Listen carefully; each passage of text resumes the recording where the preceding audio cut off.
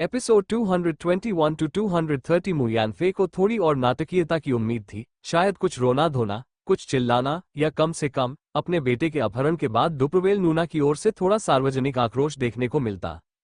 लेकिन उनकी थोड़ी निराशा के बावजूद ब्लैक सरपेंट्स गिल्डमास्टर ने आश्चर्यजनक रूप से अपना संयम बरकरार रखा।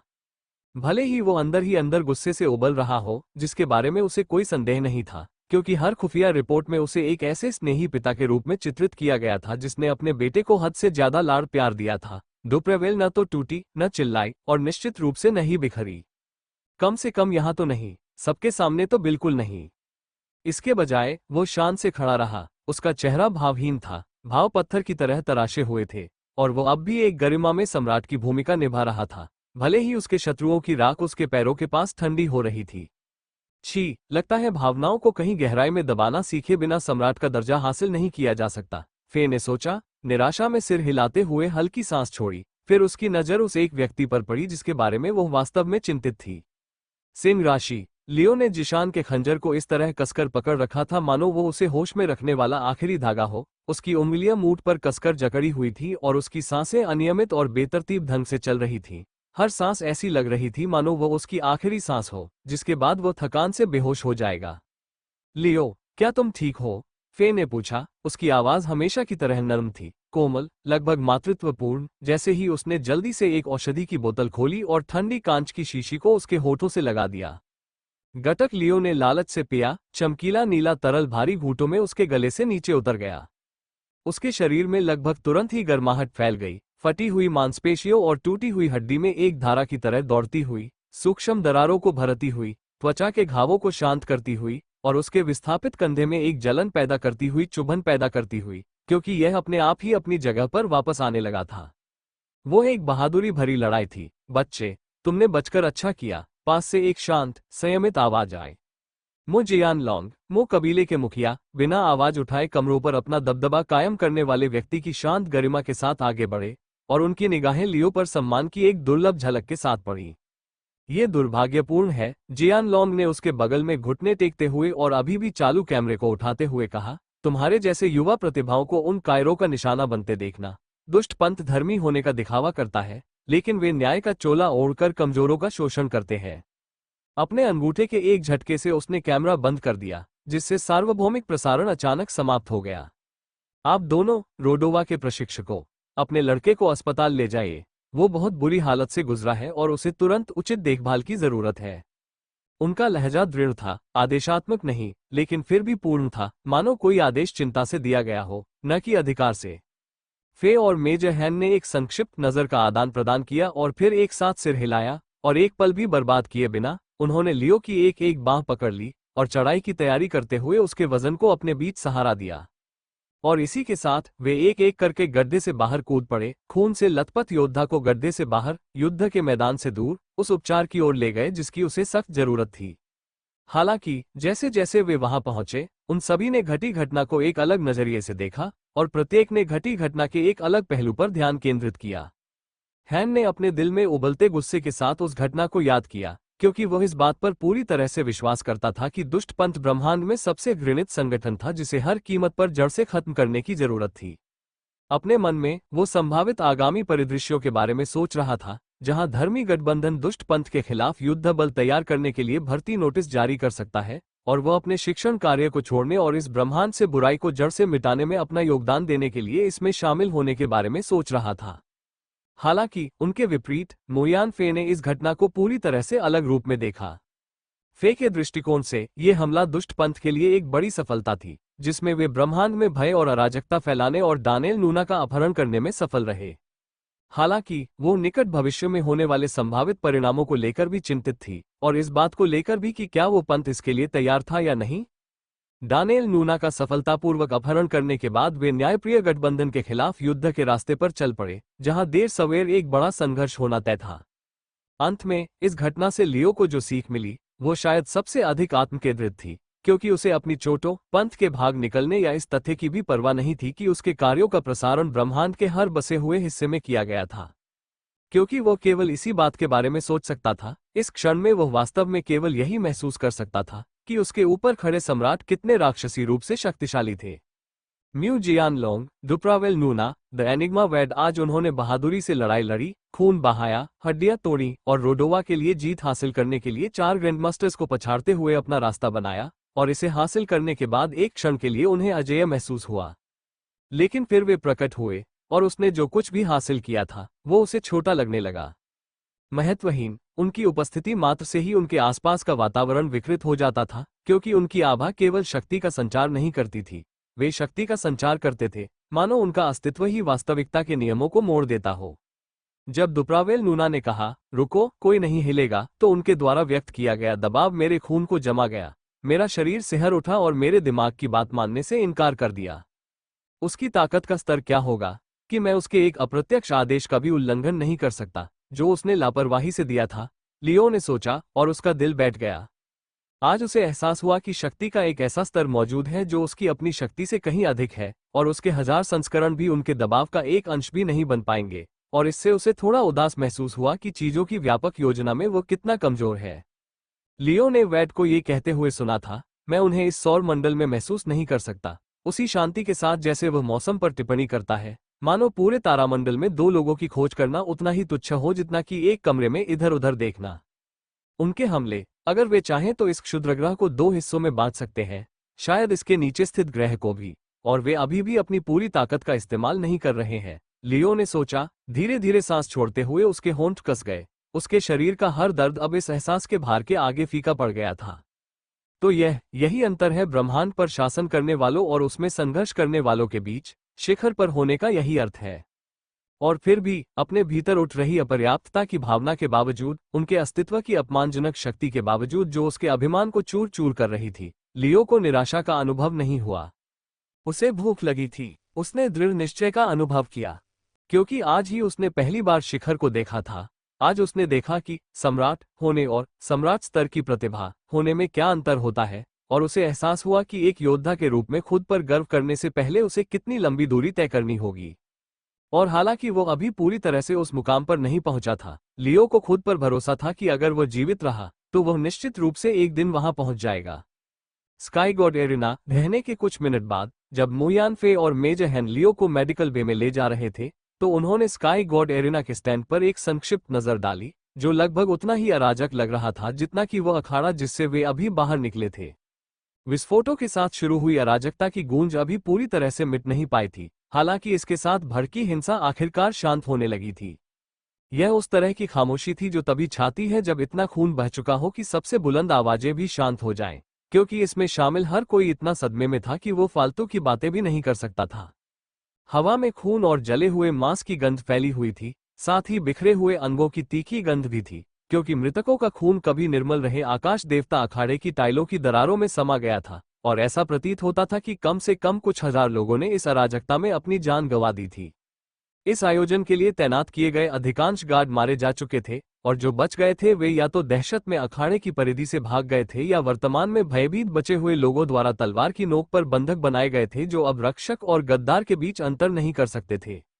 सुरक्षा का प्रतीक मानी जाने वाली गार्ड की वर्दी अब संदेह का प्रतीक बन गई थी, क्योंकि अधिकांश निर्दोष गार्ड अपने द्वारा पहने जाने वाले रंगों से घृणा करते प्रतीत होते थे। और जब दहशत, भय और विश्वासघात के बोझ तले मैदान में कानून और व्यवस्था पूरी तरह से चरमरा गई, तो अंततः सार्वभौमिक सेना के सैनिकों ने ही नियंत्रण बहाल किया। स्टैंड, लॉबी और ऊपरी बॉक्स में बिखरे हुए सेना के पुरुष और महिलाएं, जो केवल दर्शक, कैडेट और ड्यूटी से छुट्टी पर आए अधिकारी थे, ने स्थानीय कानून और व्यवस्था की विफलता को पहचाना और स्वेच्छा से इस कमी को पूरा करने के लिए आगे आए। वे किसी एक गुट के दूत के रूप में नहीं, बल्कि उस अलिखित संहिता से बंधे सैनिकों के रूप में आगे आए कि जब कानून ध्वस्त हो जाता है और अराजकता फैल जाती है, तो अनुशासन में पले बड़े लोगों का ही यह कर्तव्य होता है कि वे उठें और व्यवस्था बहाल करें। द्वितीय अंतरतारकीय बेड़े के एक लेफ्टिनेंट ने दक्षिणी द्वार की कमान संभाली, बचे हुए लोगों को इकट्ठा किया और पैदल यात्रियों की आवाजाही को दूसरी दिशा में मोड़ दिया। 2 अनुभवी सीमा सुरक्षा कर्मियों ने चिकित्सा सहायता इकाइयों का समन्वय किया, प्राथमिक उपचार क्षेत्रों का आयोजन किया और प्राथमिकता के आधार पर निकाले जाने वाले लोगों की पहचान की। एक परिवहन जहाज के लॉजिस्टिक्स कैप्टन ने एक खराब संचार नोड पर कब्जा कर लिया और लंबी दूरी के प्रसारण ग्रिड को फिर से सक्रिय कर दिया, एक सार्वभौमिक संकट चेतावनी और लॉकडाउन निर्देश जारी किया, क्योंकि उन्होंने ये सुनिश्चित किया कि स्काई गॉड एरिना के अंदर और बाहर सभी परिवहन सेवाएं कुछ ही मिनटों के भीतर निलंबित कर दी गईं। हवाई यातायात लेन को सील कर दिया गया, पोर्टल रिंगों को बंद कर दिया गया और क्षुद्रग्रह की आंतरिक सुरंगों के साथ चलने वाली सस्पेंसर ट्रामों को लॉकडाउन में डाल दिया गया। ये परिसर अब सैन्य लॉकडाउन के अंतर्गत है। सभी नागरिकों को तुरंत अपने निर्धारित आवासों पर लौट जाना चाहिए। चिकित्सा सहायता की आवश्यकता वाले किसी भी व्यक्ति को केंद्रीय प्राथमिक उपचार क्षेत्रों में रिपोर्ट करना होगा। फिलहाल शांत रहें, स्थिर रहें और सेना के साथ सहयोग करें, और मैं आपको विश्वास दिलाता हूं कि आपको समय पर सहायता प्रदान की जाएगी। कमेंट्री बूथ के लाउडस्पीकरों से घोषणा की गूंज सुनाई दी और बोलने वाले की आवाज स्पष्ट, प्रभावशाली और बहस की कोई गुंजाइश नहीं छोड़ती थी।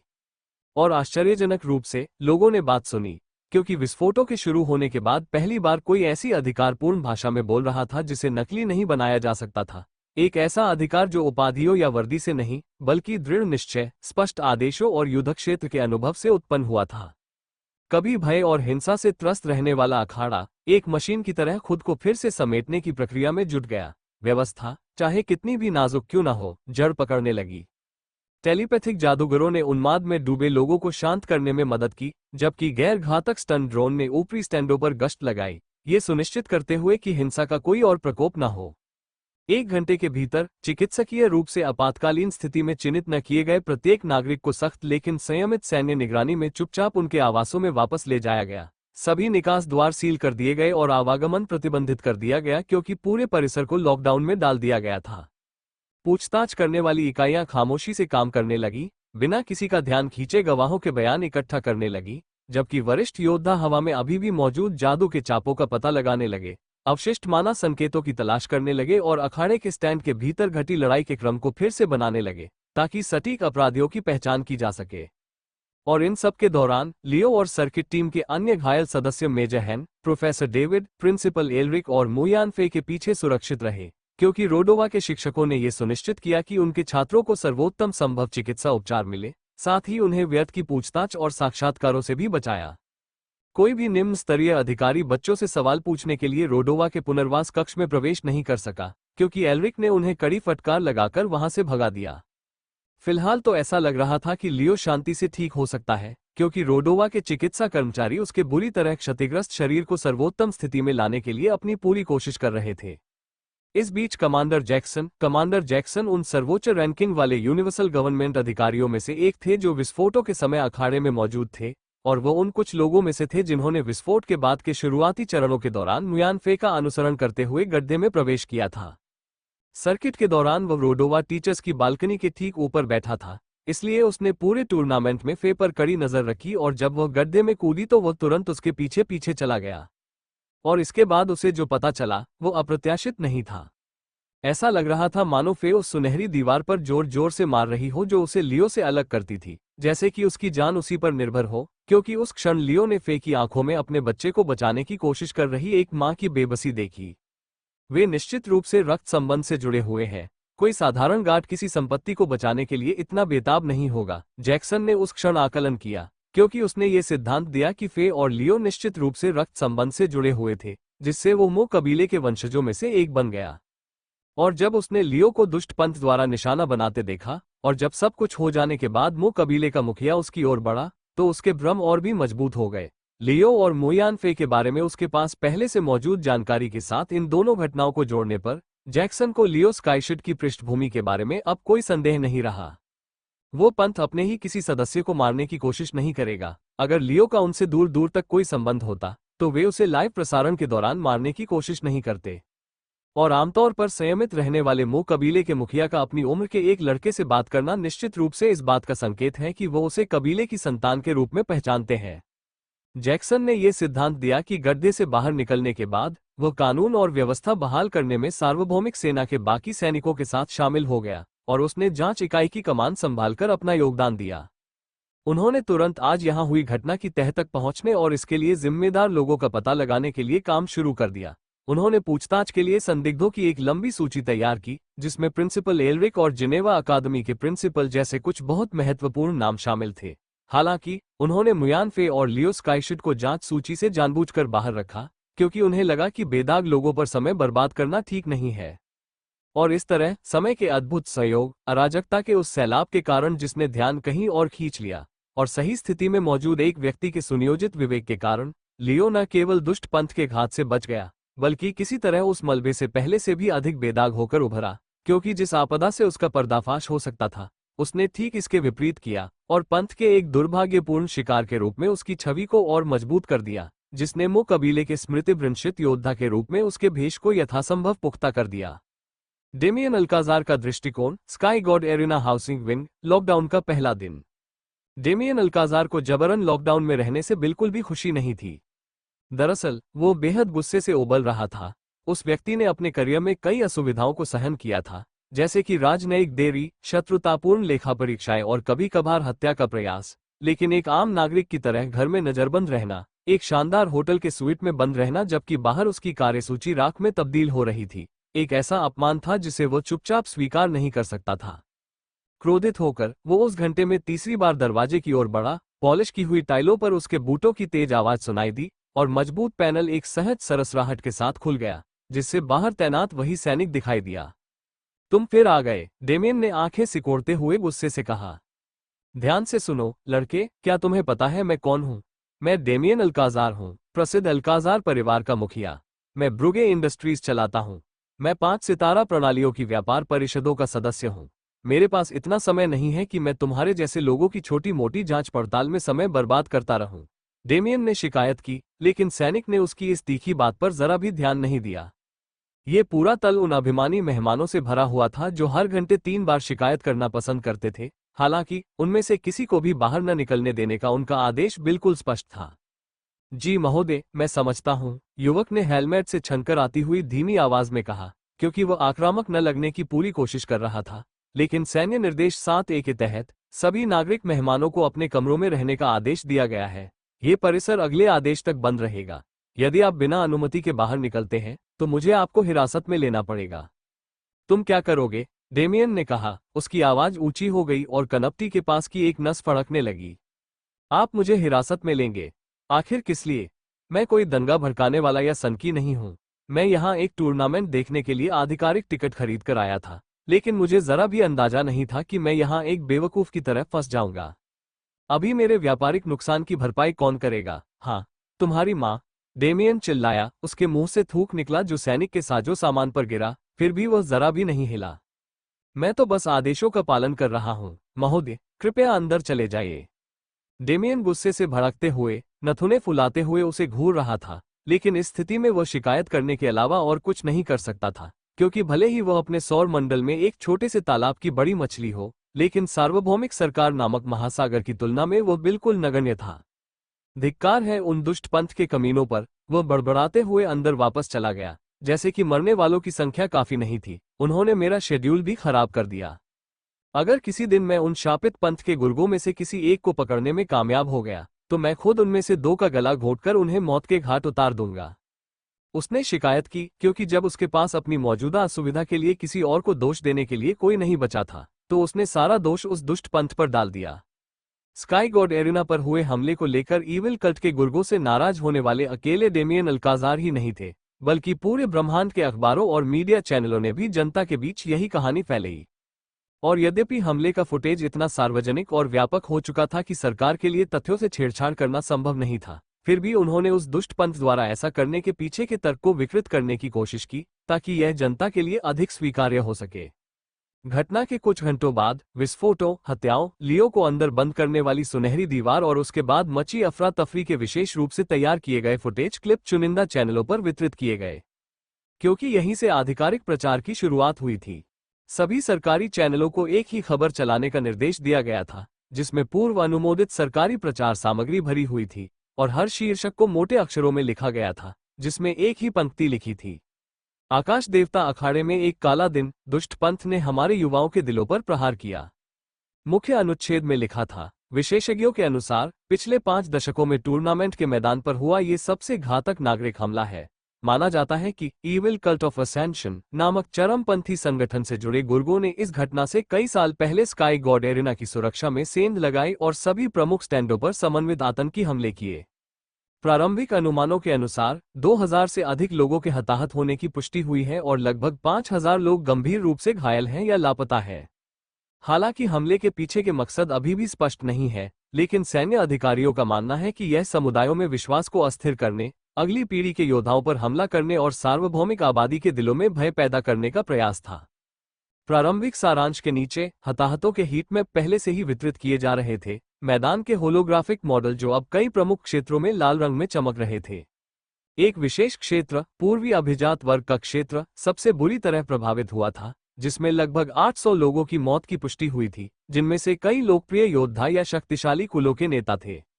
लेकिन पाठकों का ध्यान सबसे ज्यादा मृतकों की संख्या या नुकसान के अनुमानों पर नहीं गया, बल्कि प्रत्येक लेख में प्रयुक्त शब्दों के चयन पर गया, क्योंकि हर आधिकारिक रिपोर्ट ने एक ही संदेश को सत्य घोषित किया था। उस दुष्ट पंथ का इरादा हमारे भविष्य को नष्ट करने का था, लेकिन वे असफल रहे। हालांकि सरकार ने हमले की भयावहता को छिपाने से इनकार कर दिया, लेकिन उन्होंने इसके पीछे के मकसद को इस तरह से पेश किया कि वह लोगों को स्वीकार्य लगे, कुछ ऐसा वीरतापूर्ण लगे, कुछ ऐसा जिससे आम जनता में भय और अराजकता न फैले। उन्होंने यह नहीं कहा कि वो पंथ किसी विशेष व्यक्ति को निशाना बनाकर आया था। उन्होंने डानियल नूना के अपहरण का जिक्र बिल्कुल नहीं किया। उन्होंने यह नहीं बताया कि उस पंथ ने वर्षों की पूर्व योजना और गुप्त एजेंटों की तैनाती के माध्यम से अखाड़े की सुरक्षा में सेंध लगाने में कैसे कामयाबी हासिल की। उन्होंने इस बात का जिक्र नहीं किया कि उनके द्वारा तैनात सुरक्षा कवच ने दर्जनों बड़े हमलों का सामना कैसे किया। इसके बजाय उन्होंने जो कहानी पेश की वो एक साफ और सरल बात थी कि सुरक्षा उपायों में चूक के कारण एक बड़ा आतंकवादी हमला हुआ था। हाँ, ये दुखद है, बेहद क्रूर, बिल्कुल, लेकिन अंततः ये हमला आशा पर है, न कि विशेष रूप से व्यवस्था पर। और इस तरह शाम होते होते ब्रह्मांड शोक में डूब गया। प्रमुख चैनलों पर काले बैनर लटका दिए गए थे। आकाशगंगा मानक समय के अनुसार शाम 6 बजे 1 मिनट का आधिकारिक मौन रखा गया। मृतकों के परिवारों के लिए दान राशि एकत्र की गई और उस दुष्ट पंथ से बदला लेने और उसे पूरी तरह से नष्ट करने की मांगें पहले से कहीं अधिक जोर से गूंजने लगी। हालांकि पर्दे के पीछे वास्तविक माहौल शोक से कम और चिंता से अधिक था। गुप्त चैनलों के माध्यम से कमांडर और रणनीतिकार एकत्रित हुए, खतरे के आकलन तैयार किए गए, पंथ की निगरानी सूचियों को संशोधित और विस्तारित किया गया, और कई तटस्थ सौर मंडल जो पहले सार्वभौमिक गठबंधन में शामिल होने से हिचकिचा रहे थे, अब दुष्ट पंथ के खिलाफ कार्रवाई में सैन्य सहयोग देने के लिए प्रतिबद्ध हो गए। जलती हुई सीटों और दहते हुए स्टैंडों के लाइव फुटेज ने उनके संकल्प को और भी मजबूत कर दिया। फिलहाल किसी भी संदिग्ध का नाम सार्वजनिक रूप से सामने नहीं आया है। दुष्ट पंथ द्वारा डानियल नूना के लिए कोई विशिष्ट मान जारी नहीं की गई है। किसी विशेष कबीले या संगठन पर कोई दोष नहीं लगाया जा रहा है जो दुष्ट पंथ के साथ मिलकर काम कर रहा हो। लेकिन तनाव था और पूरा ब्रह्मांड हिल गया, घायल हो गया और अनिश्चित सा लग रहा था, मानो न्याय की मार का बेसब्री से इंतजार कर रहा हो, क्योंकि अब हर कोई इस घिनौने हमले पर धर्मी गठबंधन की आधिकारिक प्रतिक्रिया का इंतजार कर रहा था। डुप्रवेल नूना के दृष्टिकोण से ब्लैक सरपेंट गिल्ड मुख्यालय गृह ट्विन फैंग, जहां एक और आम नागरिक सैन्य कर्फ्यू से बंधे हुए थे, होटल के कमरों के दरवाजों के पीछे बंद थे और उन्हें बाहर निकलने की आजादी नहीं थी, वहीं डुप्रावेल नूना को ऐसी किसी भी पाबंदी का सामना नहीं करना पड़ा। एक सम्राट ने अनुमति नहीं मांगी और इसलिए किसी ने भी उसे रोकने की हिम्मत नहीं की जब उसने स्काई गॉड एरिना को पीछे छोड़ दिया, बिना एक शब्द कहे क्षुद्रग्रह से गायब हो गया, क्योंकि वो ट्विन फैंग ग्रह के छायादार मैदानों पर स्थित ब्लैक सरपेंट्स के केंद्रीय मुख्यालय में लौट आया। यही उनके निजी कार्यालय की ध्वनिरोधक ओब्सीडियन दीवारों के पीछे वो ठंडा मुखौटा जो उन्होंने संकट के दौरान पहन रखा था, आखिरकार टूट गया। उसने आम जनता के सामने अपनी असली भावनाओं को न दिखाने का पूरा ध्यान रखा और यहां तक कि अपने तथाकथित सहयोगियों के साथ अकेले में भी उसने अपना संयम बनाए रखा। हालांकि अपने कार्यालय की गोपनीयता में उस एकमात्र जीवित व्यक्ति के सामने जो उसे गिल्डमास्टर से कहीं अधिक के रूप में जानता था, वो आखिरकार आपा खो बैठा। टकरा जाना जैसे ही उसने मुट्ठी से पॉलिश की हुई सतह पर प्रहार किया, लाखों डॉलर के एमपी डेस्क के टुकड़े चकनाचूर हो गए, कांच के टुकड़े पत्थर की टाइलों पर बिखर गए, जबकि डुप्रेवेल क्रोध से कांपता हुआ खड़ा था। उसके सिले हुए चोगे के नीचे उसके कंधे हिल रहे थे, दांत इतनी जोर से भींचे हुए थे कि उसकी गर्दन की नसें फूल गई थीं। वे मेरे बेटे एंटोनियो को ले गए हैं। उन्होंने मेरे बेटे को, मेरे खून को, मेरे दिल को छीन लिया है। उनकी आवाज भर्रा गई। ब्रह्मांड के सबसे खूंखार हत्यारों के गिरोहों में से एक पर राज करने वाला वो खौफनाक, निर्मम हत्यारा अब आंखों में आंसू लिए, कांपते होठों और असहाय क्रोध से पीले पड़े चेहरे के साथ खड़ा था। वो तो बस एक लड़का है, उसमें ये सब सहने की हिम्मत नहीं है। वो कोमल है, इस दुनिया के लिए बहुत दयालु है। वो इस तरह के सदमे से बच नहीं पाएगा। उसकी आवाज फिर से लड़खड़ा गई, जैसे ही उसकी उंगलियां मुड़ती और खुलती रहीं, कुछ तोड़ने, सजा देने, जान से मारने के लिए खोज रही थी। लेकिन कमरे में ऐसा कुछ भी नहीं बचा था जिसे नष्ट करके डानियल को वापस लाया जा सके। एंटोनियो, द ब्लैक सरपेंट्स के वाइस गिल्डमास्टर, लंबे समय से साझेदार और एकमात्र ऐसा व्यक्ति जो बिना किसी डर के डुप्रेवेल से बात करने का साहस रखता था, कमरे के कोने में बाहें मोड़े खड़ा था और उसके होठों पर एक थकी हुई आह उभर रही थी। शांत हो जाओ, डुप्रेवेल, उस लड़के के प्रति तुम्हारा अंधा प्यार ही उसे निशाना बनाने का कारण बना। अगर तुम सालों तक सार्वजनिक रूप से उस पर मूर्खों की तरह प्यार नहीं बरसाते, तो कोई भी तुम्हारे जैसे छोटे बच्चे को निशाना नहीं बनाता। एंटोनियो के शब्द स्पष्ट, ईमानदार और खतरनाक थे, लेकिन वे आवश्यक भी थे। नेक गठबंधन हम पर पहले से ही दबाव डाल रहा है, एंटोनियो ने तीखी निगाहों और धीमी आवाज में कहा। वे कह रहे हैं कि उन्हें आपकी वर्तमान भावनात्मक स्थिति पर भरोसा नहीं है। उन्होंने मांग की है कि हम टाइमलेस असैसिन की स्किल स्क्रॉल को सुरक्षा के लिए उन्हें सौंप दें, इससे पहले कि आप जाकर इसे अपने बेटे की जान के बदले में दे दें। टकरा जाना, एक और जोरदार धमाका। इस बार एक स्टील का आभूषण दीवार से टकराया और पत्थर से टकराकर एक तीखी आवाज के साथ चकनाचूर हो गया। तभी डुप्रेवेल मुड़ा, उसकी आंखें क्रोध से धधक रही थीं। बिल्कुल, मैं इसे दे दूंगी। अगर वे मुझसे अपना दिल मांगे, तो मैं उन्हें अपना दिल भी दे दूंगी। एंटोनियो, मेरी जिंदगी, मेरी आत्मा, अगर इससे वो वापस आ जाए, तो मैं टूटे हुए कांच पर भी रेंग जाऊंगी, समझे? डुप्रेवेल की आवाज से कमरा कांप उठा, क्योंकि एंटोनियो ने पहले तो कुछ नहीं कहा, बस अपनी आंखें बंद कर लीं और सांस ली। क्योंकि डुप्रेवेल नूना अपनी तमाम सामरिक प्रतिभा और बेजोड़ रक्तपिपासा के बावजूद हमेशा अपनी दिवंगत पत्नी के प्रति आसक्त रहा था, और उसकी मृत्यु के बाद उसका सारा अतार्किक, जुनूनी प्यार उस एक चीज में उड़ेल दिया गया जो वो पीछे छोड़ गई थी। डानेल नूना। एंटोनियो ने अपने दोस्त के दिल को दुश्मन सेनाओं या हत्या के प्रयासों के सामने कभी कमजोर पड़ते नहीं देखा था, लेकिन अगर उसे उसके बच्चे के घुटने पर एक खरोंच भी दिखा दी जाए, तो वह एक मानसिक रूप से विक्षिप्त व्यक्ति की तरह बिखर जाता था। हाँ, डुप्रेवेल एक सम्राट था, एक ऐसा जीवित हथियार जो सेनाओं का संहार कर सकता था। लेकिन अपने मूल स्वरूप में वो अब भी एक ऐसा व्यक्ति था जो उस एकमात्र व्यक्ति से बुरी तरह चिपटा हुआ था जिसे वो प्यार कर सकता था। अगर यही तुम्हारा रवैया है, एंटोनियो ने बुदबुदाते हुए कहा, उसकी निगाहें सख्त हो गईं, तो मैं इस गठबंधन से सहमत हूं। शायद हमें वो दस्तावेज सौंप देना चाहिए, क्योंकि अगर तुम अभी ठीक से सोच नहीं सकते, तो फिर इसे बचाने की हिम्मत भी नहीं रखते, एंटोनियो ने कहा, और जवाब में डुप्रेवेल की घूरती नजरें किसी कमजोर दिल वाले को आसानी से मार सकती थीं। अगर तुमने दोबारा ऐसी कोई बात फुसफुसाई तो मैं तुम्हारी खाल यहीं उतार दूंगा। डुप्रेवेल ने धमकी देते हुए एक कदम आगे बढ़ाया, उसकी आंखें अब ठंडी थीं। तुम और मैं दोनों जानते हैं कि उस पांडुलिपि का क्या अर्थ है। ये सिर्फ एक खजाना नहीं है, यह एक हथियार है, ये शक्ति है। ब्रह्मांड में हमें कोई छू नहीं सकता, इसका एकमात्र कारण वह पांडुलिपि है। ब्रह्मांडीय सरकार हमारे मामलों में दखल नहीं देती, इसका एकमात्र कारण यह है कि उन्हें डर है कि कहीं हम वह पांडुलिपि किसी पंथ को न सौंप दें। उसकी आवाज धीमी हो गई, एकदम शांत। अगर हम इसे अभी सौंप देते हैं, भले ही सुरक्षा के नाम पर, तो ये कभी वापस नहीं आएगा, और इसके बिना हम बस एक और गुट बनकर रह जाएंगे, बस एक और संघ। हमारा सम्मान, हमारी सुरक्षा, महान कुलों के साथ हमारा समान दर्जा, सब रातों रात गायब हो जाएगा। एंटोनियो की भौहें सिकुड़ गईं, लेकिन इस बार उसने खुद को मुस्कुराने की इजाजत दी। अच्छा, उसने कहा, तो तुम पागल नहीं हुए हो? डुप्रेवेल ने उपहास उड़ाया और उसे हाथ हिलाकर विदा करते हुए मुंह फेर लिया। बिल्कुल नहीं, मैं बेवकूफ नहीं हूं, मैं किसी भी परिस्थिति में वो दस्तावेज नहीं सौंपूंगा। लेकिन सवाल यह है कि क्या उस दुष्ट पंथ ने उस पांडुलिपि की मांग की है? क्या उन्होंने किसी फिरौती की बात की है, कोई मांग रखी है? डुप्रेवेल ने पूछा। जैसे? अभी तक कुछ नहीं, एंटोनियो ने सिर हिलाते हुए स्वीकार किया। कोई संदेश नहीं, कोई शर्तें नहीं, बस सन्नाटा। डुप्रेवेल ने अपनी मुठियां और भी कसकर भींच ली। और हम, क्या हमें कुछ मिला है? मैंने अपने सभी गुप्त जासूसों को भेज दिया है, हमारे सबसे अच्छे जासूसों, गुप्त एजेंटों, यहां तक कि हमारे सहयोगी समूहों को भी सक्रिय कर दिया है। फिलहाल गिल्ड की एकमात्र प्राथमिकता डानेल को ढूंढना है, एंटोनियो ने जवाब दिया, जिस पर डुप्रेवेल ने सहमति में सिर हिलाया। अच्छा, क्योंकि अगर हमने उसे जल्द ही नहीं ढूंढा, तो मुझे नहीं लगता कि मैं अपनी रक्त पिपासा पर काबू रख पाऊंगा। उस समय पूरे ग्रह मेरे क्रोध का सामना करेंगे, एंटोनियो के कांपते ही डुप्रेवेल ने चेतावनी दी। समय समय पर डुप्रेवेल अनियंत्रित रक्त पिपासा के हिंसक दौरों का शिकार हो जाता था।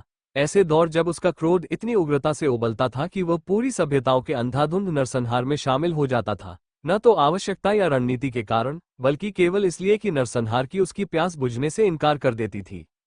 ये मृत्यु के कलश से जुड़ने के दुष्प्रभावों में से एक था, वो कलाकृति जो उसकी शक्ति का स्रोत होने के साथ साथ उसकी अतृप्त रक्त पिपासा का कारण भी थी। जब डुप्रेवेल का मूड खराब होता था, या जब वह अपना आपा खो देता था, तो एंटोनियो को भी उसके सामने खड़े होने से डर लगता था, क्योंकि वह दोस्त और दुश्मन के बीच का अंतर भी भूल जाता था। यही एक कारण था जिसके चलते उसे पिछले ड्रैगन नोआ का शिकार करने के लिए मजबूर होना पड़ा। अपने एक अंधाधुंध हत्या के प्रकरण के बाद, जिसमें उसने डू कबीले के संरक्षण में एक पूरे ग्रह को नष्ट कर दिया था, उसे गठबंधन को दुष्ट पंथ के लक्ष्यों का पता लगाने में मदद करके क्षतिपूर्ति करने के लिए मजबूर किया गया था, जब तक कि उसे टाइमलेस असैसिन का कौशल स्क्रॉल नहीं मिल गया जिसने सब कुछ बदल दिया। उस पांडुलिपि के होने से उसके सभी पिछले अपराध क्षमा कर दिए गए और उसे एक बड़े कबीले के मुखिया के समान दर्जा दिया गया, जिससे इस प्रक्रिया में पूरे ब्लैक सरपेंट्स गिल्ड का दर्जा भी बढ़ गया।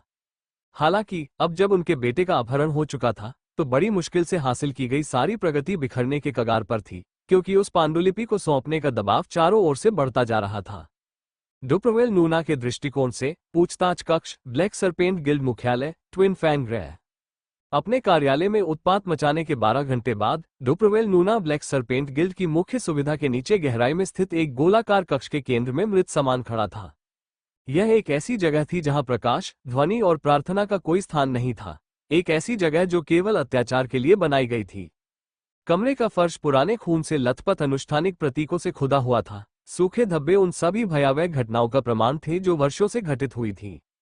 और इन सबके केंद्र में एक पत्थर के चबूतरे पर फैला हुआ एक असाधारण योद्धा का ताजा शव पड़ा था, जिसे गिल्ड ने एक छोटे से गिल्ड के गिल्ड मास्टर की हत्या करके विशेष रूप से प्राप्त किया था।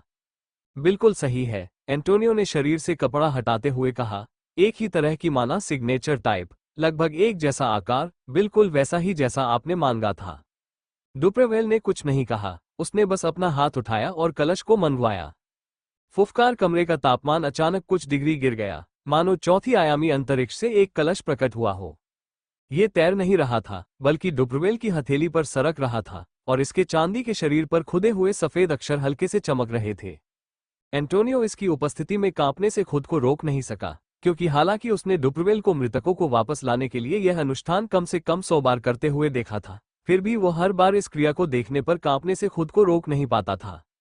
महुमता, फलेवा, मारेबा, मकुम्बया। डुप्रावेल ने कलश का ढक्कन धीरे धीरे खोलते हुए प्राचीन भाषा में जोर जोर से मंत्रोच्चार किया। शश कलश के खुलने पर उसमें से एक सूखी फुफकार निकली, मानो किसी भूली हुई कब्र से सांस निकल रही हो। फिर जैसे ही डुप्रावेल ने इसे झुकाया, गहरे काले रंग की राख की एक पतली धारा बहुत थोड़ी मात्रा में बाहर निकली, जिसे डुप्रावेल ने सावधानीपूर्वक एक हथेली में भर लिया और फिर तुरंत कलश को बंद कर दिया। महुमता, फलेवा, मारेबा, मकुम्बया। उसने फिर से मंत्रोच्चार किया और एंटोनियो को मृत व्यक्ति का मुंह खोलने का इशारा किया। खुला एंटोनियो ने कहे अनुसार किया और मृत व्यक्ति का मुंह खुला रखा, जबकि डुप्रावेल ने मृत व्यक्ति के गले में राख ठूंस दी और फिर अपने हाथ से उसके चेहरे को दबा दिया। साथ ही उसने अपनी शक्ति को मृत शरीर के माध्यम से प्रवाहित किया। प्रतिक्रिया तुरंत हुई। धड़ाम शव हिंसक रूप से झुक गया। दरार पसलियां अंदर की ओर मुड़ गईं, छाती की हड्डी के ऊपर की त्वचा फट गई और उस दरार के भीतर से प्रकाश प्रकट हुआ। सफेद रोशनी की एक हल्की सी चमक दिखाई दी, जिसके बाद एक तेज चीख सुनाई दी। आह! कमरे में एक गर्जना गूंजी, लेकिन भयावह रूप से। यह आवाज मृत व्यक्ति के गले से नहीं, बल्कि उसके फेफड़ों के अंदर से, उसकी आत्मा से निकली थी। शरीर में ऐंठन होने लगी, वो कांपने लगा क्योंकि जिशान की आत्मा, जो अब जबरदस्ती इस पराये शरीर में जकड़ी हुई थी, चेतना की सतह पर वापस आने के लिए संघर्ष कर रही थी। सांस फूलना, आंखें खुल गईं, और फिर सन्नाटा छा गया, जब तक कि जिशान ने ऊपर नहीं देखा और उसे अपने ऊपर डुप्रावेल शांत, संयमित और मुस्कुराता हुआ खड़ा दिखाई दिया। नहीं, नहीं, मैं मर गया, मैं मर गया, ये क्या है? जिशान की आवाज लड़खड़ा गई, उसकी आवाज विकृत और टूटी हुई थी, और उसकी आंखों में भय झलक रहा था। ओह, तुम मर तो गए ना? डुप्रावेल ने मेज के बगल में झुकते हुए शांत भाव से कहा। लेकिन अब तुम वापस आ गए हो, और तुम्हें मेरे कुछ सवालों के जवाब देने होंगे, जिशान, क्योंकि मेरी देह से बंधी हुई आत्मा झूठ नहीं बोल सकती। डुप्रावेल ने जिशान के भयभीत चेहरे पर अपनी उंगलियां फेरते हुए कहा, और इस धमकी भरे पल का पूरा आनंद ले रहा था। नहीं, नहीं, नहीं। जिशान कांप उठा, उसकी उंगलियां फड़फड़ाने लगीं, वो शिला को खरोचने की कोशिश कर रही थी, लेकिन उसके अंग मुश्किल से ही प्रतिक्रिया दे रहे थे, क्योंकि उसके चेहरे पर साफ तौर पर डर झलक रहा था। तुम हिल नहीं सकते, जब तक मैं न कहूं, तुम सांस लेने और बोलने के अलावा कुछ नहीं कर सकते, और अभी मैं नहीं चाहता कि तुम हिलो, इसलिए तुम हिल नहीं सकते, डुप्रावेल ने मुस्कुराते हुए कहा, और आखिरकार जिशान को अपनी स्थिति समझ आ गई। आत्मा का जादू ब्रह्मांड में सबसे कठिन जादू में से एक था, और ग्रैंड मास्टर या उससे उच्च स्तर के आत्मा जादूगरों के केवल 3 ही दर्ज मामले थे। इसलिए डुप्रवेल ने आज यहां जो किया, अपनी आत्मा को एक पराये शरीर से जोड़कर, वो असंभव से कम नहीं था, क्योंकि तार्किक रूप से इसे हासिल करना असंभव था। और फिर भी वो यहां वापस जीवित था, उस एक व्यक्ति को घूर रहा था जिससे वो सबसे ज्यादा नफरत करता था, जबकि वो पूरी तरह से उसके वश में था। मेरा बेटा कहाँ है? डुप्रवेल ने कोमल आवाज और सौम्य मुस्कान के साथ पूछा। जैसे ही जिशान हिचकिचाया, उसने पूरी ताकत से सवाल का जवाब देने से बचने की कोशिश भी की, लेकिन उसके अंदर कुछ पल के लिए टूट गया और वो बड़बड़ाने लगा। मुझे नहीं पता, मुझे बताया नहीं गया था। मेरी मौत तो होनी ही थी, मैं किसी काम का नहीं था। उन्होंने मुझे हमले के बाद की योजना के बारे में कुछ नहीं बताया। डुप्रवेल की आंखें सिकुड़ गईं, क्योंकि उन्हें ये जवाब जरा भी पसंद नहीं आया। साले दुष्ट पंथ के कमीने, मैंने इस मसखरे को पुनर्जीवित करके अपनी सारी शक्ति व्यर्थ कर दी। इसे कुछ नहीं आता, डुप्रवेल ने गुस्से में कहा और जिशान का हाथ अपने चेहरे के पास खींचकर उसकी उंगलियों को एक एक करके काटने लगा, जिससे जिशान के शरीर को असहनीय दर्द हुआ। आह आह आह, जिशान चीखा, लेकिन कमरे में किसी को कोई फर्क नहीं पड़ा। एंटोनियो ने एक लंबी आह भरी और कहा, हालांकि वो डानेल के बारे में नहीं जानता, हो सकता है कि वो उस दुष्ट पंथ के बारे में कुछ और जानता हो जिसका हम उपयोग कर सकते हैं। उससे इसके बारे में पूछो, उसने सुझाव दिया, जब डुप्रवेल ने एक पल के लिए अपना नुकसान पहुंचाने का सिलसिला रोका और ठंडी निगाहों से जिशान की ओर देखने के लिए मुड़ा। तुम उस पंथ के बारे में क्या जानते हो? हमें सब कुछ बताओ, उसने आदेश दिया, और आंखों से आंसू बहते हुए जिशान उस पंथ के बारे में जो कुछ भी जानता था सब कुछ बताने लगा। जिस वरिष्ठ अधिकारी को मैं रिपोर्ट करता था, उसे केवल माइटी माउस के नाम से जाना जाता था।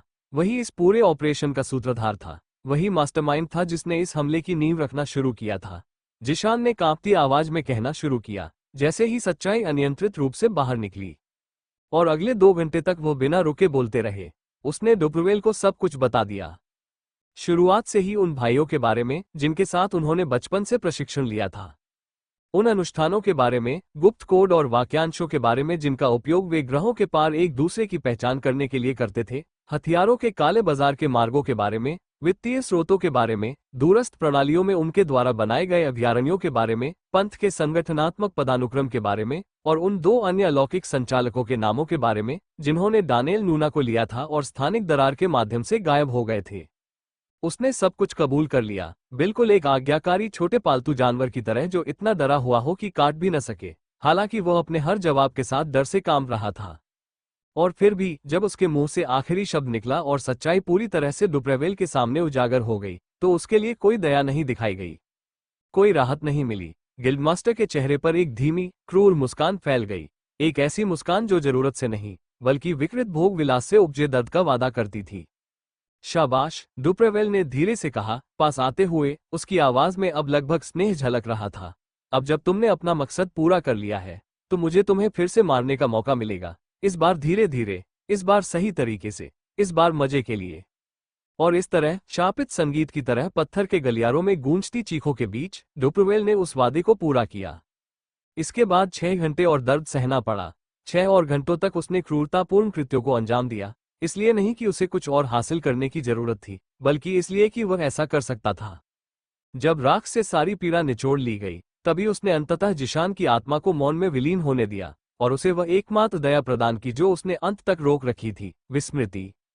रोडोवा टीम विला, लॉकडाउन का दूसरा दिन, sky God arena, private villa sector. जबकि डुप्रवेल नूना ने अपनी रात ट्विन फैंग के भीतरी हिस्से में गहराई से दफन होकर पुनर्जीवित पंथवादी की आत्मा को यातना देकर उसके राख से ढके होठों से सच्चाई का हर आखिरी अंश निचोड़ने में बिताई, वहीं रोडोवा के छात्र, हालांकि उसी स्तर के अंधकार से बहुत दूर थे, हमले के बाद अपने स्वयं के बोझ धो रहे थे। जो लोग अपनी चोटों से काफी हद तक उबर चुके थे और उनमें खड़े होने, बात करने और ठोस भोजन पचाने की पर्याप्त ताकत थी, उन्हें धीरे धीरे मेडिकल कक्ष से रोडोवा टीम विला में ले जाया गया, जहां उन्हें उपस्थित अन्य आम लोगों की तरह ही क्वारंटाइन में रखा गया और जांच जारी रहने तक उन्हें लॉकडाउन में रखा गया। हालांकि तकनीकी रूप से वे टूर्नामेंट के चैंपियन के रूप में उभरे थे, लीडरबोर्ड में शीर्ष पर पहुंचकर उन्होंने ऐसी गौरवशाली उपलब्धि हासिल की थी जो कभी जोरदार जश्न और भव्य भोज का कारण हुआ करती। फिर भी माहौल में कोई उत्सव का भाव नहीं था, न कोई जयकार, न कोई पार्टी, यहां तक कि कोई शांत टोस्ट भी नहीं, क्योंकि स्काई गॉड एरिना, जो कभी प्रतिस्पर्धा और गौरव का एक भव्य हॉल था, एक नरसंहार स्थल में बदल गया था, और उनसे कुछ ही किलोमीटर दूर 2000 से अधिक शवों को अभी भी संसाधित किया जा रहा था, इसलिए कोई भी विशेष रूप से उत्साहित नहीं लग रहा था। रोडोवा टीम के क्वार्टर का वातावरण नीरस और खोखला था। खाने की थालियां आती जाती रहीं और प्रशिक्षक कभी कभार आकर छात्रों का हालचाल पूछते रहे, लेकिन छात्र ज्यादातर अपने आप में ही मग्न रहे, कमरों के बीच घूमते रहे या साझा स्थान पर एक साथ बैठे रहे, और यह सन्नाटा केवल कभी कभार होने वाली साजिशों या उनके द्वारा देखे गए अराजकता की फुसफुसाहट भरी यादों से ही टूटता रहा। एक गार्ड था, हमारी सीट से बस कुछ पंक्तियां ऊपर, कोहली ने धीरे से कहा, और जमीन पर पालथी मारकर बैठ गया। अपनी बाहों को बेसुध होकर रगड़ते हुए बोला, वह एक गुप्त एजेंट था। मैंने उसे लड़ाई के बीच में ही पाला बदलते हुए अपनी आंखों से देखा। उस आदमी ने 2 परिवारों को तबाह कर दिया, इससे पहले कि उसे रोका जा सके। मैंने भी यही सुना है। बॉक्सर ने गंभीर भाव से सिर हिलाया, सोफे से पीठ टिकाकर उसके बगल में बैठा हुआ था। उन्होंने कहा कि उसका बैज और वर्दी नकली थी, लेकिन उसके पास असली हथियार थे, सरकार द्वारा जारी किया गया असली छोटा चाकू, जिससे मुझे हैरानी होती है कि उसे ये कैसे मिला। मैंने इससे भी बुरी खबरें सुनी है। डीपी ने कमरे के एक कोने से दूसरे कोने तक नजरें घुमाते हुए और अपनी आवाज धीमी करते हुए कहा, यह अफवाह फैली हुई है कि सार्वभौमिक सरकार के किसी व्यक्ति ने ऐसा चाहा था। मरने वालों में ज्यादातर 6 महान कुलों के रिश्तेदार और सहयोगी थे, और उच्च अधिकारियों ने अपना प्रभाव कम करने के लिए इसे होने दिया। खिड़की के पास खड़े यूशेन ने हाथ बांधे और गुस्से से भरे चेहरे के साथ बुदबुदाते हुए कहा, यह सब बकवास है। अगर यह सच है तो यह सिर्फ किसी गुट का युद्ध नहीं है, यह एक पूर्ण विकसित आकाशगंगा युद्ध होगा। हाँ ठीक है, अभी तो एक बड़ा युद्ध होने की संभावना सी लग रही है ना? ड्रेक ने रूखी आवाज में कहा। उसकी उंगलियां हाथ में पकड़े पानी के गिलास पर घबराहट से थपथपा रही थी। मिनवा कुछ नहीं बोली, वो मेज के कोने पर चुपचाप बैठी सुन रही थी। उसकी आंखें खाली और बेसुध थीं, क्योंकि उसने इस निरर्थक चर्चा में कुछ भी नहीं कहा। तब जैसे ही सामने का दरवाजा अचानक खुला, सभी की निगाहें उसकी ओर मुड़ गईं। वहां दहलीज पर खड़ा, ताजा पट्टियों और एक आर्मरेस्ट से ढका हुआ लियो था, जो अपनी सामान्य शालीनता के विपरीत एक अजीब सी चाल से चल रहा था। एक पल के लिए उसे देखने के बाद किसी ने कुछ नहीं कहा, जब तक कि अरे वाह, देखो कौन वापस आ गया, एंजो चिल्लाया, जोर से मुस्कुराते हुए अपने पैरों पर खड़ा हो गया और आगे की ओर दौड़ा, अपनी बाहें ऐसे फैलाए जैसे कोई अपने बिछड़े हुए भाई का स्वागत कर रहा हो। बिना किसी झिझक के उसने लियो को इतनी कसकर गले लगाया कि उसकी पसलियां स्पर्श मात्र से ही फड़कने लगीं। वाह यार, तुमने तो कमाल कर दिया। हमने तो पूरा मुकाबला 2 बार देखा। प्रोफेसर डेविड ने पूरी लड़ाई की रिकॉर्डिंग कर ली थी और हमने कल रात साथ में देखी। एंजो मुस्कुराया, थोड़ा पीछे हटते हुए, और सच्चे स्नेह से उसके कंधे पर थपथपाया। एक एक करके बाकी लोगों ने भी उनका अनुसरण किया। इसके बाद बॉक्सर आया और उसने लियो को एक हाथ से कसकर गले लगा लिया। उसके चेहरे पर बड़ी सी मुस्कान थी और वह बुदबुदाते हुए बोला, अरे पागल कहीं के, मुझे लगा था कि जब तुम उस गड्ढे में गिरे थे तो तुम्हारा काम तमाम हो गया था। तुम्हें जिंदा और ठीक देखकर अच्छा लगा मेरे दोस्त। फिर कोहली आए, उनकी आंखों में आंसू भर आए और उन्होंने चुपचाप उन्हें गले लगा लिया। ज्यादा कुछ नहीं कहा, बस दूसरों से थोड़ी देर ज्यादा उन्हें थामे रखा।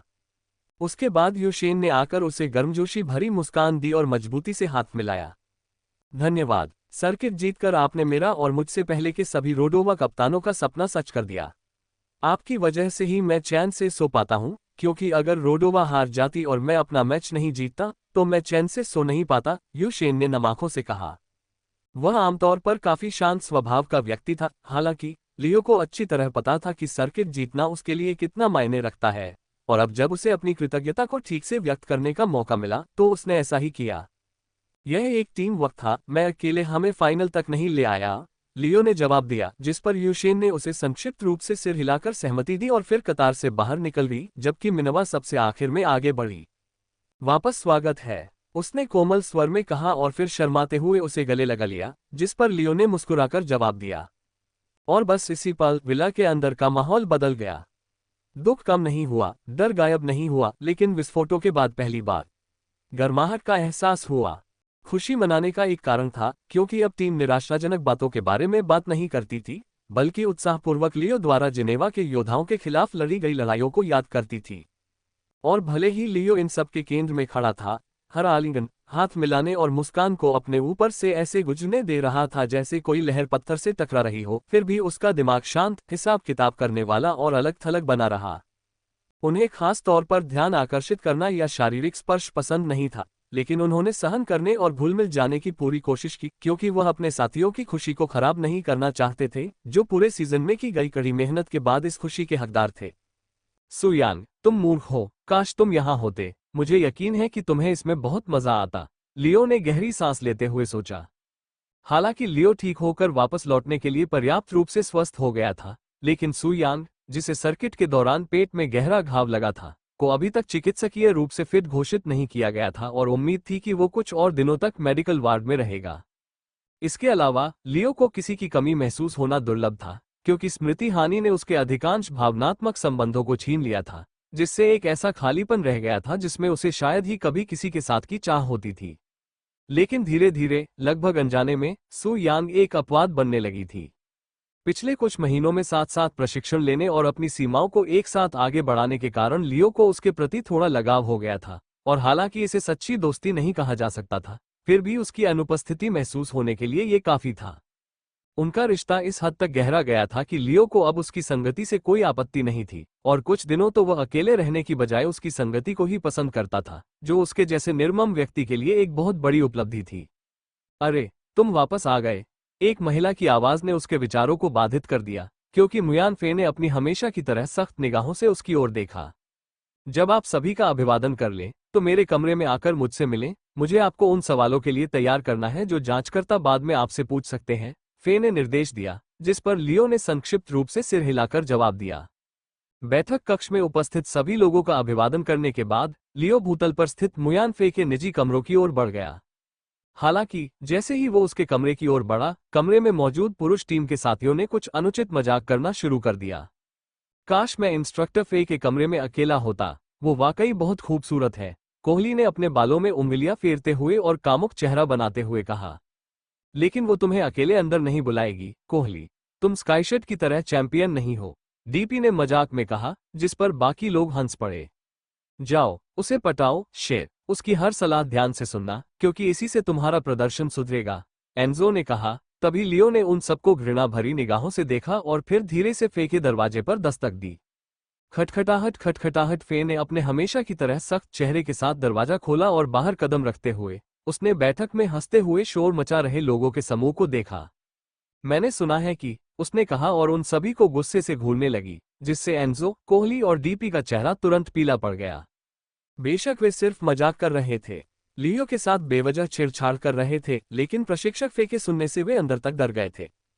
शुक्र है, उसने आगे कोई कार्रवाई नहीं की और लियो को अंदर आने का इशारा किया, क्योंकि ऐसा लग रहा था कि उन्हें सिर्फ आज के लिए छूट मिल गई है। मुयान फे के कमरे के अंदर, जैसे ही फे ने लियो के पीछे दरवाजा बंद किया, उसने शोर कम करने वाले अवरोधों, निगरानी रोधी सुरक्षा कवच और कुछ अन्य प्रतीकों जैसे कई परतदार मंत्रों को बुनना शुरू कर दिया, जिन्हें लियो पूरी तरह से पहचान नहीं पाया। हालांकि उन सभी को अधिकतम गोपनीयता के लिए कमरे को सुरक्षित करने के लिए डिजाइन किया गया था, ताकि दोनों बिना किसी चिंता के आपस में ठीक से बातचीत कर सकें कि उनकी बातचीत का कोई भी हिस्सा बाहरी दुनिया में लीक हो जाएगा। फे शांत लेकिन बेचैनी से आगे बढ़ी, उसका चेहरा सामान्य से अधिक तीखा था, उसकी उपस्थिति अधिक गंभीर थी, क्योंकि लियो तुरंत समझ गया था कि वो जो कुछ भी कहने वाली है वो साधारण नहीं होगा। क्या सब ठीक है? उसने सन्नाटे को चीरते हुए पूछा। लेकिन उसने कोई जवाब नहीं दिया, अभी तक नहीं, जब तक अंतिम सुरक्षा कवच पूरी तरह से गायब नहीं हो गया और परिवेशी ऊर्जा की अंतिम झिलमिलाहट शांति में तब्दील नहीं हो गई। तभी वो उसकी ओर मुड़ी, उसकी आंखें भावहीन थीं, उसका शरीर कठोर था, बिना कुछ कहे उसे ये जताते हुए कि आगे जो होगा वो मायने रखेगा। हम फिलहाल एक मुश्किल स्थिति में हैं, मुयान फे ने स्वीकार किया, और लियो को लगा कि उसका पेट थोड़ा सा खराब हो गया है, लेकिन फिर वो स्थिर हो गया। उन्हें बातचीत की शुरुआत निराशाजनक तरीके से होना पसंद नहीं आया, फिर भी उन्होंने फे को बातचीत जारी रखने का इशारा किया। मैं आपको वे बातें नहीं बता सकती जो बाद में आपकी यादों की जांच करने पर आपको फंसा सकती हैं, इसलिए मैं आपको ये कहानी इस तरह से बताऊंगी कि आपको बहुत सारे छूटे हुए संदर्भों को खुद ही जोड़ना होगा और कई बार अपने निष्कर्ष खुद निकालने होंगे, फे ने समझाया, और लियो ने समझदारी से सिर हिलाया। मेरा असली नाम मुयान फे नहीं है, मेरा असली नाम वास्तव में मुफैन है, फे ने अपने कृत्रिम बाल और मेकअप हटाते हुए कहा, जिससे लियो के सामने उसका असली, बेहद खूबसूरत रूप प्रकट हुआ। असली में उसके काले बाल और भूरी आंखें नहीं थीं, बल्कि लाल बाल और धूसर आंखें थीं, जिससे वो अपने भेष से कहीं अधिक प्रभावशाली दिखती थी।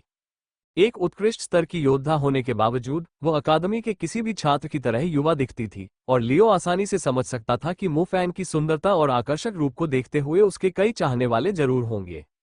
मैं मु कबीले की एक शाखा नेता हूँ, लेकिन मेरी असली संबद्धता कहीं और है, कहीं साथ साथ वह रुकी और उसने आकाश देवता अखाड़े की दिशा में इशारा किया ताकि लियो खुद ही समझ सके।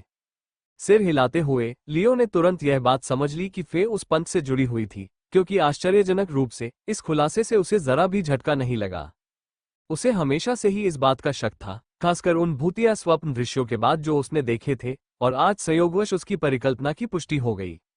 मो कबीले को भी इस बात का अंदाजा नहीं है कि मेरी वफादारी वास्तव में किसके प्रति है, क्योंकि मैं कबीले के आदेशों के तहत अकादमी में गुप्त रूप से काम कर रहा हूं। इसीलिए आपके जीवित बचने के बाद मो परिवार के मुखिया सबसे पहले आपसे मिलने आए और आपका अभिवादन किया, क्योंकि उस संक्षिप्त सार्वजनिक बातचीत में उन्होंने मुझे एक निजी संदेश भेजा था, फे ने कहा, और इस खुलासे पर लियो ने चिंता से अपनी भौहें उठाईं।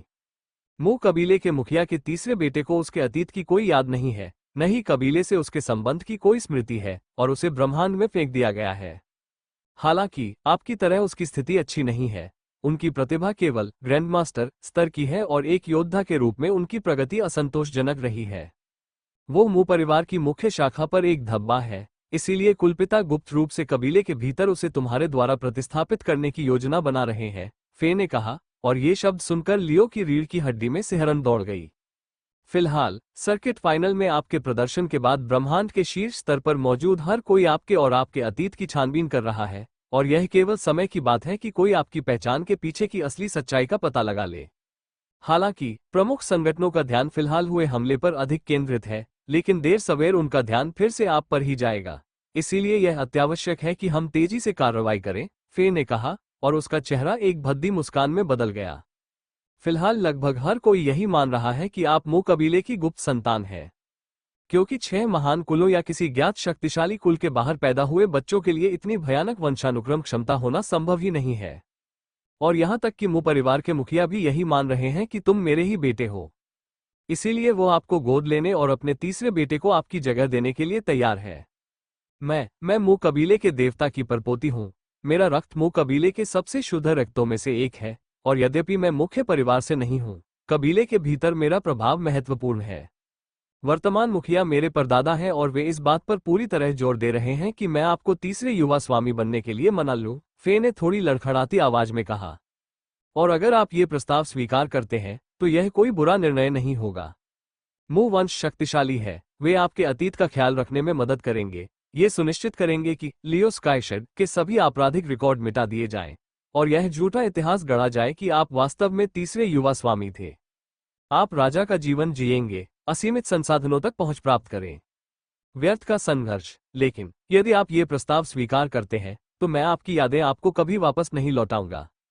इस प्रस्ताव को स्वीकार करने का मतलब है अपने पुराने जीवन को हमेशा के लिए अलविदा कहना।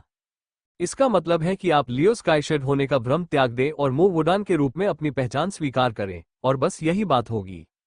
हालांकि अगर आप इसे अस्वीकार करते हैं तो जान लें कि आपके ऊपर हो रही कड़ी निगरानी को देखते हुए कहीं न कहीं कोई यह पता लगा सकता है कि वास्तव में आपको रोडोवा में नहीं होना चाहिए, कि आप वास्तव में एक वांछित अपराधी हैं, और इससे आप पर भारी खतरा मंडरा सकता है।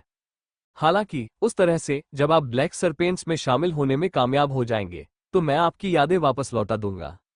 चुनाव तुम्हारा है। मू कबीले में शामिल होने का मतलब है सुरक्षा और प्रतिष्ठा। सिंह राशि के स्काईशेड के रूप में अपना जीवन जीने का विकल्प चुनने का मतलब है कि आप एक कीड़े की तरह संघर्ष करते रहेंगे और जीवन भर कठिन परिस्थितियों में फंसे रहेंगे। तो क्या होगा? फे ने पूछा, और लियो के चेहरे पर एक डरावनी मुस्कान फैल गई। मू फैन के स्पष्टीकरण के आधार पर लियो को स्थिति का सार समझ में आ गया। हालांकि वो पूरी बात स्पष्ट रूप से नहीं समझा सकी, फिर भी उसने लियो को इतना बता दिया कि वो अपने निष्कर्ष खुद निकाल सके। और लियो ने उनके भाषण से जो मुख्य बातें सीखी वे थीं। 1. फे दुष्ट पंथ से संबंधित थी। वो उस सर्वत्र घृणा किए जाने वाले समूह की सदस्य थी, जिसका अर्थ संभवतः ये था कि उसका अपना समर्थक भी दुष्ट पंथ ही था। 2. फे वास्तव में मू कबीले का हिस्सा थी, और मू कबीले को इस बात का बिल्कुल भी अंदाजा नहीं था कि उसने दल बदल लिया है। हालांकि लियो को इस बात का कोई अंदाजा नहीं था कि मू कबीले ने उसे रोडोवा सैन्य अकादमी में क्यों भेजा था या कबीले में उसकी आधिकारिक भूमिका क्या थी, लेकिन अगर उसे अनुमान लगाना ही होता तो लियो ने मान लिया कि इस साल उसके सहपाठियों में से एक, जो देखने में आम परिवार से लगता था, असल में मू कबीले का वंशज था। और अकादमी के पहले ही दिन को याद करते हुए, जब सु यांग ने एक बेचारे मासूम बच्चे की पिटाई की थी जिसने याददाश्त खोने का दावा किया था, लियो को और भी यकीन हो गया कि शायद वो बच्चा मू वुडान ही थी। 3. किसी तरह ब्रह्मांड की उच्च शक्तियों के बीच ये गलतफहमी फैल गई थी कि वह शायद मू वंश से था। ये गलतफहमी संभवतः उसकी स्मृतिहीनता और वंशानुगत शक्ति के कारण उत्पन्न हुई थी, और मू परिवार के मुखिया इसी अफवाह का फायदा उठाना चाहते थे। 4. चूंकि मू वुडान परिवार के लिए बहुत बड़ी निराशा साबित हुआ था, इसलिए कुलपिता ने वुडान की जगह लियो को अपने वंश में शामिल करना चाहा ताकि अपनी प्रतिष्ठा बचाई जा सके और दुनिया को दिखाया जा सके कि उनका वंश अभी खत्म नहीं हुआ है। सु परिवार के पास सुयांग और यू परिवार के पास यूशेन थे, जिससे उनकी सामाजिक प्रतिष्ठा मजबूत दिखती थी। इसलिए अगर यह पता चलता कि लियो स्काईशॉट वास्तव में मू वुडान है, तो मू वंश की सामाजिक प्रतिष्ठा कई गुना बढ़ जाती और कुलपिता को इस बात पर गर्व होता कि लियो उनका बेटा है, जबकि असली लियो वुडान था। 5. हालांकि कुलपति की इच्छा थी कि वह मू वुडान का स्थान ग्रहण करे, लेकिन ऐसा प्रतीत होता था कि मुयानफे ऐसा नहीं चाहती थी। यद्यपि उसने उसे विकल्प दिया, लेकिन ये शर्त रखना कि यदि वह इसे स्वीकार करता है तो उसे अपनी पिछली पहचान छोड़नी होगी, उसके वास्तविक विचारों का संकेत था। अंततः लियो समझ गया कि फे ने उसे यह विकल्प आज ही इसलिए दिया था क्योंकि उसे उम्मीद थी कि म्यू कबीले के लोग भी उससे अलग से संपर्क करेंगे और उसे इसी तरह का प्रस्ताव देकर लुभाने की कोशिश करेंगे। इसीलिए उसने सोचा कि बेहतर होगा कि यह प्रस्ताव किसी और के बजाय फे खुद दे। हालांकि मन ही मन वह नहीं चाहती थी कि लियो ये प्रस्ताव स्वीकार करे, और सौभाग्य से लियो का भी मू कबीले के युवा स्वामी के रूप में अपना जीवन जीने का कोई इरादा नहीं था। उन्हें अपने परिवार की भलाई की बहुत परवाह थी और उनकी सुरक्षा उनकी पहली प्राथमिकता थी। इसलिए हालांकि वो समझता था कि मू कबीले के प्रस्ताव को ठुकराने का मतलब अपने भविष्य के साथ जुआ खेलना है, जहां उसका असली अतीत किसी भी क्षण उजागर हो सकता है, फिर भी लियो ने वो जोखिम भरा रास्ता चुना, क्योंकि यही एकमात्र रास्ता था जिससे वो अपने परिवार की मदद कर सकता था। मुस्कुराते हुए उसने फे की आंखों में सीधे देखते हुए कहा, मैं दूसरा विकल्प चुनता हूं। मू कबीले भाड़ में जाए, मुझे केवल ब्लैक सरपेंट्स में शामिल होने और अपनी यादें वापस पाने में दिलचस्पी है। उसकी बातें सुनकर फे ने तुरंत राहत की सांस ली। हफ। फे ने गहरी सांस छोड़ी और उसके होठों पर हल्की सी मुस्कान आ गई। अच्छा चुनाव, मुझे पता है यह आसान नहीं था, लेकिन फिर भी इसे चुनना आपके चरित्र को दर्शाता है, स्काईशिड। बहुत से लोग मुख्य कबीले का राजकुमार बनने का सपना ही देख सकते हैं, लेकिन आपको इसकी परवाह नहीं है। आप सचमुच अद्वितीय है। फे ने लियो की प्रशंसा की, जिस पर लियो ने उदासीनता से अपने कंधे उचका दिए। मैं दिल से जानता हूं कि मैं राजकुमार नहीं हूं, लेकिन क्या तुमने देखा कि मैंने फाइनल में कितने राजकुमारों को हराया? मेरी प्रतिभा भी उनसे कम नहीं है, लियो ने गर्व से जवाब दिया, और फे ने सहमति में सिर हिलाया। बिल्कुल नहीं, और मेरा विश्वास करो, मैं तुम्हें सुरक्षित रखने के लिए अपनी पूरी कोशिश करूंगी। जब तक मैं जीवित हूं, मैं पूरी कोशिश करूंगी कि तुम्हें कोई नुकसान न पहुंचे, चाहे इसके लिए तुम्हें अपना बेटा ही क्यों न मानना पड़े। फे ने कहा। बेटा शब्द कहते समय उसकी आवाज थोड़ी भर्रा गई। उसके लिए लियो को अपने बेटे के रूप में स्वीकार करना एक बड़ी बात थी, भले ही यह केवल एक झूठी गवाही बनाने के लिए ही क्यों ना हो। उसे अपना बच्चा घोषित करने से मू कबीले में उसकी प्रतिष्ठा काफी गिर जाएगी, क्योंकि अब उसे ऐसी कुंवारी के रूप में नहीं देखा जाएगा जिसे राजनीतिक संकट के समय किसी दूसरे कबीले में भेजा जा सके, जिससे कबीले के कई बुजुर्ग नाराज हो जाएंगे। हालांकि परिणामों की परवाह किए बिना फे इन सब का सामना करने के लिए तैयार थी। यदि लियो मिशन की खातिर राजकुमार का जीवन त्यागने को तैयार था, तो वह भी अपनी ओर से बलिदान देने को तैयार थी, ताकि वो उसे यथासंभव वैध पहचान दे सके।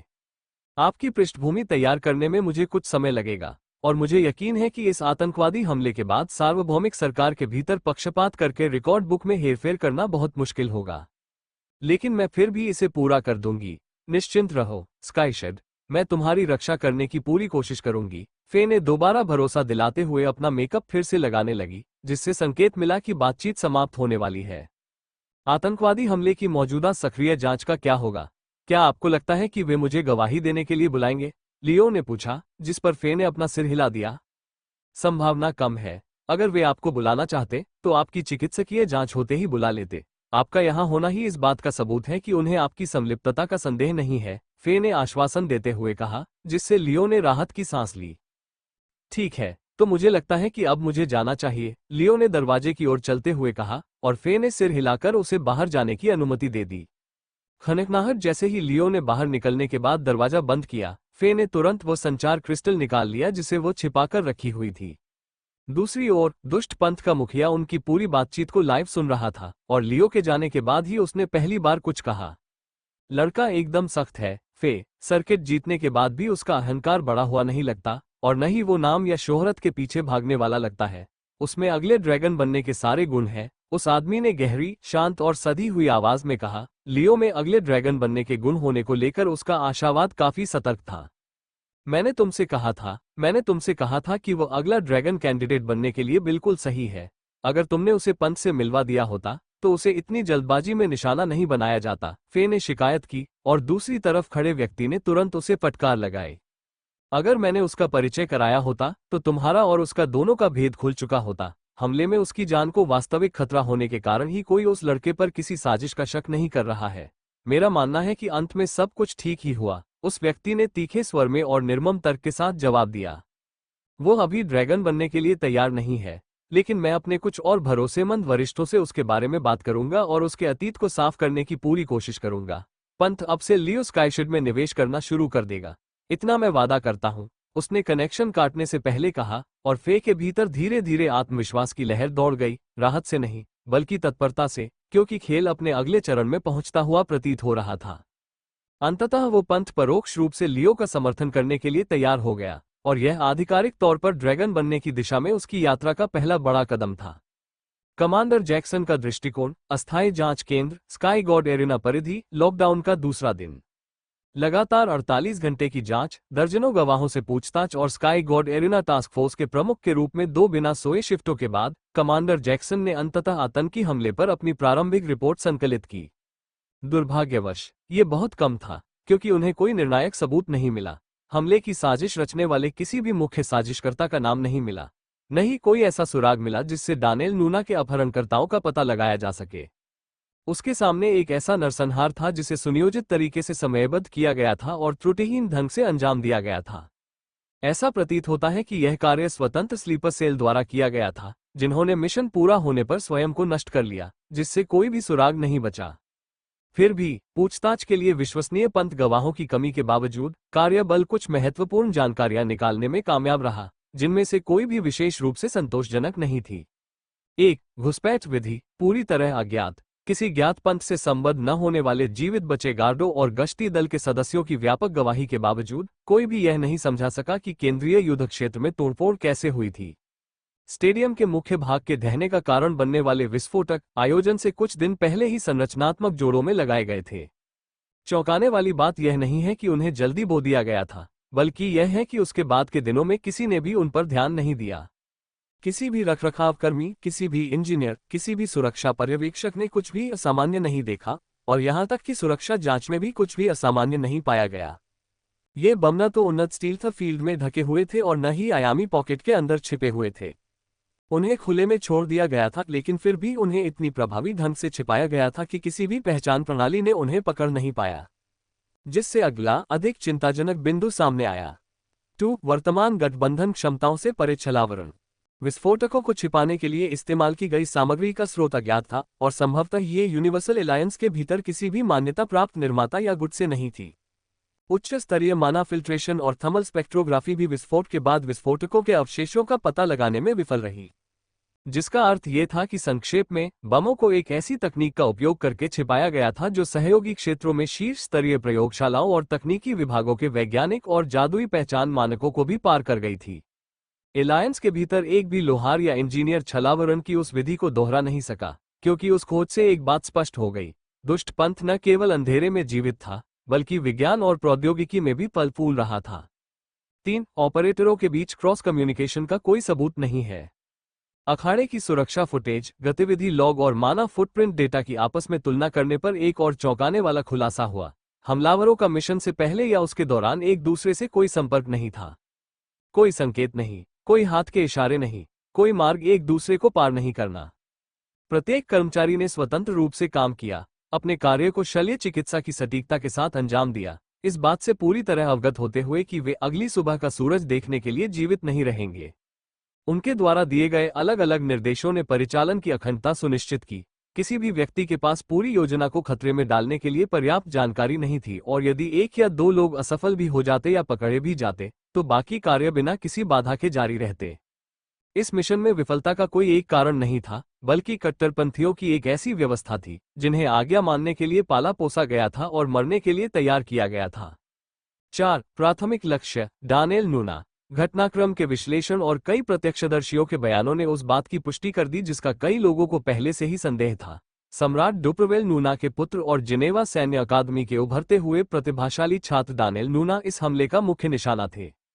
उसे पकड़ने के लिए जिम्मेदार स्ट्राइक यूनिट ने बेहतर समन्वय का प्रदर्शन किया, बेहतर उपकरण ले गई और अधिक परिष्कृत कमांड श्रृंखला के तहत काम किया। उनकी पलायन रणनीति में स्थानिक विस्थापन तकनीक शामिल थी जो नागरिक स्तरीय क्षमताओं से कहीं आगे थी, जिससे पता चलता है कि इस टीम को दुष्ट पंथ के उच्चतम स्तर से तैनात किया गया था। डानेल के अलावा इस हमले में जान गंवाने वाले अन्य लोग ज्यादातर अनुभवी योद्धा, राजनीतिक प्रवर्तक और हाई प्रोफाइल पंथ के दुश्मन थे। उन उद्देश्यों की पूर्ति होने के बाद ही बचे हुए एजेंट अराजकता में डूब गए, जहां उन्होंने अधिकतम अराजकता पैदा करने के लिए अंधाधुंध हत्याएं करना शुरू कर दिया। 5. सरकारी अवसंरचना से समझौता किया गया। शायद सबसे निंदनीय टिप्पणी आंतरिक भ्रष्टाचार के बारे में असहज सच्चाई थी। बमों को बहुत ही सफाई से लगाया गया था। हथियार, आपूर्ति और भेस बदलने के सामान की तस्करी बहुत आसानी से की जाती है। ये घुसपैठ कोई सहयोग नहीं थी और न ही यह सुरक्षा में ढिलाई का मात्र परिणाम थी। इसे सहायता प्रदान की गई थी। हमले के दौरान इस्तेमाल किए गए आधिकारिक पहचान पत्रों को वैध चैनलों के माध्यम से प्रमाणित और मान्य किया गया था। मारे गए कई सैनिकों को पूरी तरह से सत्यापित कमांड लॉग के माध्यम से अखाड़े में प्रवेश दिया गया था, जिसका मतलब सिर्फ एक ही बात थी, उस पंथ के सत्ता प्रतिष्ठान के भीतर सहयोगी थे। न तो ये बदमाश हैकर है, न ही रिश्वतखोर फ्रीलांसर। सहानुभूति रखने वाले सार्वभौमिक सरकार के भीतर ही गुप्तचर एजेंट मौजूद है। और अगर यह सच था तो कोई भी शाखा सुरक्षित नहीं थी। परिधि विश्वसनीय नहीं है, कोई भी गठबंधन सुरक्षित नहीं है। जैक्सन ने रिपोर्ट को अपनी डेस्क के किनारे पर गिरने दिया। जैसे ही वह अपनी कुर्सी पर पीछे की ओर झुका, उसकी तेज रोशनी का प्रक्षेपण धीरे से झिलमिलाने लगा। उसके कनपटी उस बात के भार से फड़क रही थी जिसकी उसने अभी पुष्टि की थी। स्काई गॉड एरिना की घटना सिर्फ एक आतंकवादी हमला नहीं थी। यह कोई नरसंहार भी नहीं था, यह एक संदेश था। धर्मप्रायण गठबंधन के लिए एक पंथ द्वारा किया गया प्रदर्शन। संदेश ये है कि हम आप तक पहुंच सकते हैं, हम आपके बच्चों को ले जा सकते हैं, हम ये सब आपकी नाक के नीचे कर सकते हैं और आपको पता भी नहीं चलेगा कि हम कौन हैं। इसके बारे में सोचते ही जैक्सन ने जोर से सांस छोड़ी और डेस्क के किनारे पर उसकी उंगलियां और कस गईं। उन्हें हमले से कोई परेशानी नहीं थी, लेकिन असल में व्यवस्थागत भ्रष्टाचार ने ही यह सब किया।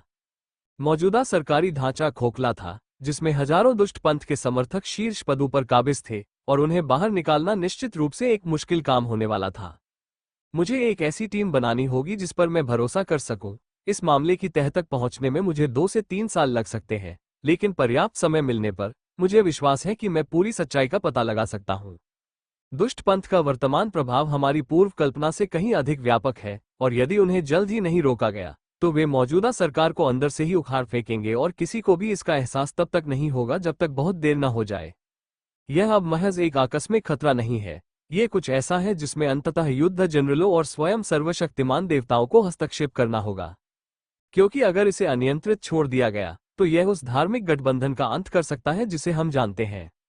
जैक्सन ने धीरे से अपने मन में ये शब्द फुसफुसाए और धीरे धीरे सोच समझकर अपनी उंगलियों से एक सिगार जलाया, क्योंकि आखिरकार स्थिति का पूरा भार उसके कंधों पर आ गया था।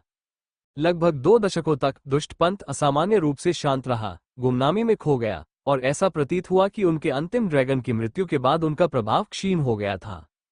और एक समय ऐसा लगा मानो उन्होंने सचमुच फिर से उठने की इच्छाशक्ति खो दी हो। लेकिन असल में उन्होंने जो किया था वो निष्क्रिय अवस्था में रहना, अंधेरे में ताकत इकट्ठा करना था, क्योंकि वे हमला करने के सही क्षण की प्रतीक्षा कर रहे थे। स्काई गॉड एरिना पर हुआ हमला कोई अलग थलग घटना नहीं थी। यह एक संकेत था जो दुष्ट पंथ के पुनरुत्थान की शुरुआत का प्रतीक था। और अब ब्रह्मांड एक बार फिर अराजकता में डूबने के कगार पर था, क्योंकि प्रकाश और अंधकार के बीच का शाश्वत युद्ध एक बार फिर से भड़कने के लिए तैयार था। इस बार जैक्सन को ये बात अपने दिल से महसूस हो रही थी कि इस तूफान से केवल एक पक्ष ही सुरक्षित निकलेगा, जबकि दूसरा पक्ष निश्चित रूप से नष्ट हो जाएगा, क्योंकि यह हमला इस बात का स्पष्ट संकेत था कि दोनों गुट अब एक साथ नहीं रह सकते और उन्होंने एक दूसरे के अस्तित्व को पूरी तरह से नजरअंदाज कर दिया था। डानेल नूना का दृष्टिकोण, अज्ञात ग्रह, दुष्ट पंथ की हिरासत, 3रा दिन। मैंने सोचा था कि दुष्ट पंथ का अड्डा किसी जादूगर के तहखाने जैसा होगा। नम पत्थर की दीवारें, लोहे की जंजीरें, सड़े हुए मांस की दुर्गंध और सजावट के तौर पर सजी खोपड़ियां। डानेल खिड़की के पास बैठे हुए एक सुव्यवस्थित शहर की जगमगाती क्षितिज रेखा को देखते हुए सोच रहा था। लेकिन उन्हें आश्चर्य हुआ कि डार्क फैंटेसी की कोई भी घिसी पिटी बात लागू नहीं हुई। उसे बांधा नहीं गया था, उसे यातना नहीं दी जा रही थी, बल्कि उस पर हर समय नजर भी नहीं रखी जा रही थी। उसके कमरे में एक बढ़िया गद्दा था, वह भी उच्च गुणवत्ता का, मुलायम तकिए, साफ चादरें और शाम की हल्की रोशनी में नहाए हुए विशाल शहर का मनोरम दृश्य था। कभी कभी लोग खाना परोसने से पहले विनम्रतापूर्वक दरवाजा भी खटखटाते थे। क्या ये सचमुच बुराई का पंथ है? उसने माथे पर शिकन डालकर चम्मच को मुंह तक आधा ले जाते हुए फिर से सोचा। खाना अच्छा था, उनके स्वाद के हिसाब से थोड़ा ज्यादा मसालेदार था, लेकिन मसालों का इस्तेमाल अच्छे से किया गया था। खटखटाहट, तारानकन, खटखटाहट, तारानकन। उस आवाज ने उसे उसके विचारों से बाहर निकाल दिया और वह तेजी से दरवाजे की ओर मुड़ा, जो एक हल्की सी सरसराहट के साथ खुल गया। एक बूढ़ा आदमी अंदर आया, कद में छोटा, अच्छे कपड़े पहने हुए, जिसके गालों के किनारों पर हंसी की गहरी लकीरें थीं और उसकी आंखों में एक सौम्य चमक थी जो उस गुट की प्रतिष्ठा से मेल नहीं खाती थी जिसकी वो कथित तौर पर सेवा करता था। शुभ संध्या, नन्हे स्वामी नूना, उस व्यक्ति ने गर्मजोशी से कहा। उसका लहजा इतना सहज था कि मानो कोई दादा अपने पोते का अभिवादन कर रहा हो। उन्होंने हल्के से झुककर अभिवादन करते हुए कहा, मुझे माइटी माउस कहा जाता है। डानेल ने पलकें झपकाई। माइटी, ये क्या? उसने हंसते हुए कहा, क्या यही तुम्हारा नाम है? खैर, बूढ़े आदमी ने हंसते हुए कहा, दरअसल यह एक उपनाम है, एक ऐसा उपनाम जिसे मैं काफी समय से इस्तेमाल कर रहा हूँ। लोग इसे मेरे असली नाम से ज्यादा याद रखते हैं, इसलिए मुझे ये काफी पसंद आने लगा है। आप लोग मेरी उम्मीदों पर खरे नहीं उतरे, डानेल ने हंसते हुए स्वीकार किया। आप लोग मेरे आधे से ज्यादा अकादमी प्रशिक्षकों से ज्यादा विनम्र हैं। हम मेहमानों का स्वागत करने की पूरी कोशिश करते हैं। माइटी माउस ने एक कुर्सी खींचकर बैठते हुए धीरे से कहा, डानेल, मुझे एक बात बताओ, क्या मैं तुम्हें डानेल कह सकता हूँ? जरूर, बताइए, आपका बचपन कैसा था? आपने अपने पिता के साथ किस तरह की यादें बनाई? डानेल का चेहरा तुरंत खिल उठा, उसकी मुस्कान चौड़ी हो गई और वह आगे झुक गया। उसकी आवाज में उत्साह झलक रहा था। वो सबसे बेहतरीन है, निस्संदेह, ब्रह्मांड का सबसे ताकतवर आदमी। मैं उसे छिपकर गिल्ड के सदस्यों को प्रशिक्षण देते हुए देखता था, सोचता था कि वो किसी पौराणिक राक्षस जैसा है, लेकिन वह इतना डरावना नहीं है, जानते हो। घर पर वह नर्म दिल था, मजाकिया भी। जिस तरह से वह मेरे बाल संवारता था या मुझे रसोई से मिठाई चुराने पर डांटता था। उसकी आवाज धीमी हो गई। मुझे यकीन है कि वो इस समय मेरे लिए बहुत चिंतित होगा। अचानक अपराध बोध की एक लहर उसके चेहरे पर छा गई और उसकी निगाहें मेज पर झुक गईं। मुस्कान धीरे धीरे गायब हो गई। माइटी माउस ने ये सब शांतिपूर्वक देखा, सोच समझकर सिर हिलाया, लेकिन आंतरिक रूप से उसका आकलन ठंडा और स्पष्ट था। भावनात्मक रूप से अप्रशिक्षित, ये लड़का अपनी भावनाओं को अपने चेहरे पर स्पष्ट रूप से दिखाता है और उसकी परिपक्वता 7 साल के बच्चे जैसी है। शारीरिक, मानसिक और मनोवैज्ञानिक रूप से परिपक्व होने के बावजूद वो अधिकांश 5 वर्षीय बच्चों से भी बदतर है। डुप्रेवेल उसे उचित परवरिश देने में पूरी तरह विफल रहे हैं। चेहरे पर अभी भी मुस्कान लिए हुए वो आगे झुका और धीरे से मेज पर थपथपाया। क्या तुम्हें अपने पिता की याद आती है? उसने विनम्रता से पूछा। बिल्कुल, डानेल ने तुरंत जवाब दिया। तो चलिए कुछ करते हैं। माइटी माउस ने अपनी पोशाक से कागज का एक छोटा सा टुकड़ा और एक चमकता हुआ संचार क्रिस्टल निकालते हुए कहा, मैं आपको इस ग्रह के निर्देशांक देता हूँ और इस क्रिस्टल से आप एक संदेश रिकॉर्ड कर सकते हैं। उसे बता दीजिए कि आप कहाँ हैं, हम इसे उसे भेज देंगे और फिर अगर वो चाहे तो आपको लेने आ सकता है। डानेल की आंखें चौड़ी हो गईं। सच में? आप मुझे मैसेज भेजने दे रहे हैं? बस यूं ही? हम राक्षस नहीं हैं, प्यारे बेटे, बूढ़े व्यक्ति ने मुस्कुराते हुए कहा और दोनों चीजें उसके सामने रख दी। डानेल ने उन्हें धीरे से उठाया, उसकी आवाज आश्चर्य से भरी हुई थी। अरे वाह, आप लोग तो बड़े अच्छे हैं। माइटी माउस फिर से हंसा, हालांकि उसकी आंखें बिना पलक झपकाए डानेल को रिकॉर्डिंग शुरू करते हुए देखती रहीं। क्रिस्टल की लाल झिलमिलाहट हर शब्द को कैद कर रही थी। हे पापा, मैं डानेल हूँ, मैं ठीक हूँ, चिंता मत करो। इन पंथ के लोगों ने मुझे जरा भी नुकसान नहीं पहुंचाया। उन्होंने मुझे एक बढ़िया कमरा दिया है, खाने पीने का सारा इंतजाम है, और वहाँ माइटी माउस नाम का एक आदमी है। हाँ, मुझे पता है, अजीब नाम है, जो मेरे साथ बहुत अच्छा व्यवहार कर रहा है। सुनो, मैं तुम्हें वो निर्देशांक भेज रहा हूँ जो उन्होंने मुझे दिए हैं। तुम मुझे इस ग्रह पर आकर ले जा सकते हो, ठीक है? मुझे तुम्हारी बहुत याद आ रही है, प्लीज जल्दी आ जाओ। जैसे जैसे डानेल बोलता रहा, माइटी माउस थोड़ा पीछे झुक गया और संतुष्टि की एक धीमी सी गुनगुनाहट के साथ अपनी उंगलियों को आपस में जोड़ लिया, क्योंकि सब कुछ योजना के अनुसार ही चल रहा था। कुछ घंटों बाद प्लेनेट ट्विन फैंग। कुछ घंटों बाद ट्विन फैंग ग्रह पर एक विविध पैकेज पहुंचाया गया। जिसमें डानेल द्वारा अपने पिता के लिए रिकॉर्ड किए गए संदेश की एक प्रति थी। ब्लैक सरपेंट गिल्ड की सुरक्षा द्वारा सत्यापित किए जाने के बाद पैकेज तेजी से गिल्ड मास्टर के कार्यालय तक पहुंच गया, जहां डुप्रुवेल ने उसे उस हताशा के साथ बजाया जैसे कोई व्यक्ति अपनी मानसिक स्थिरता के अंतिम धागे से चिपका हो। जैसे ही प्रोजेक्शन में डानेल का चेहरा दिखाई दिया, मुस्कुराता हुआ, जीवंत और अपने गायब होने से मचे बवाल से पूरी तरह अनजान, डुप्रुवेल का संयम टूट गया। रिकॉर्डिंग बड़े ही हंसमुख और मासूम अंदाज में बज रही थी। हे पापा, मैं डानेल हूँ, मैं ठीक हूँ, चिंता मत करो। इन पंथ के लोगों ने मुझे जरा भी नुकसान नहीं पहुंचाया। उन्होंने मुझे एक बढ़िया कमरा दिया है, खाने पीने का सारा इंतजाम है, और वहां माइटी माउस नाम का एक आदमी है। हाँ, मुझे पता है, अजीब नाम है, जो मेरे साथ बहुत अच्छा व्यवहार कर रहा है। सुनो, मैं तुम्हें वो निर्देशांक भेज रहा हूं जो उन्होंने मुझे दिए हैं। तुम मुझे इस ग्रह पर आकर ले जा सकते हो, ठीक है? मुझे तुम्हारी बहुत याद आ रही है, प्लीज जल्दी आ जाओ। जैसे ही शब्द समाप्त हुए और प्रोजेक्शन से आने वाली रोशनी बुझ गई, डुप्रुवेल अपनी सीट पर जमकर बैठ गया। खाली हवा को घूरता रहा क्योंकि उसके कमरे में सन्नाटा धुएं की तरह घना होता चला गया। फिर उसके कंधे कांपने लगे, एक सांस, दो, और अचानक वो टूट गया। उसके गले से पहली सिसकी गुर्राहट की तरह निकली और आंसू उसके चेहरे पर बेरोक बहने लगे। उसने उन्हें छुपाने की कोशिश नहीं की, उन्हें पोंछने की जहमत भी नहीं उठाई। दशकों के रक्तपात से कठोर हो चुका उसका हृदय अपने बेटे की आवाज के सामने कांच की तरह चकनाचूर हो गया। एंटोनियो, उसकी आवाज लड़खड़ा गई, आवाज फटी हुई थी। वो कहाँ है? ये निर्देशांक क्या है? एंटोनियो, जो कमरे के एक कोने में चुपचाप खड़ा था, तुरंत आगे बढ़ा और अपने डेटा स्लेट में संख्याएं दर्ज की। बीप बीप बीप, स्क्रीन एक बार चमकी, फिर उस पर एक नाम प्रदर्शित हुआ।